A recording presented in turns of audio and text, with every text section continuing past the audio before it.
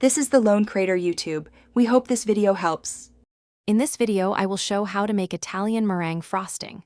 First, gather your ingredients: 4 large egg whites, 1 cup of granulated sugar, and 1/4 cup of water. It's crucial to ensure your mixing bowl and whisk attachment are impeccably clean and grease-free. Also, have a candy thermometer ready. It's essential for precise temperature monitoring. This preparation sets the stage for a perfect, stable meringue. Next, let's create the sugar syrup.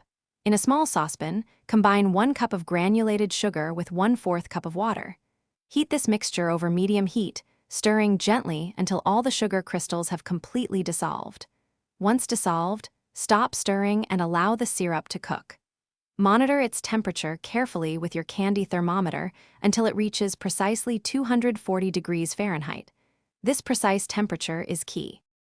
Now for the egg whites. Begin whipping your 4 large egg whites in a stand mixer on medium speed until they form soft, billowy peaks. Once the sugar syrup reaches 240 degrees Fahrenheit, slowly and carefully pour the hot syrup in a thin, steady stream into the whipping egg whites. Be sure to avoid pouring it directly onto the whisk. Immediately increase the mixer speed to high and continue whipping until stiff, glossy peaks appear. Finally, the cooling process. Continue whipping the meringue on high speed until the mixing bowl feels completely cool to the touch from the outside. This crucial step can take approximately 10 to 15 minutes, depending on your mixer and ambient temperature.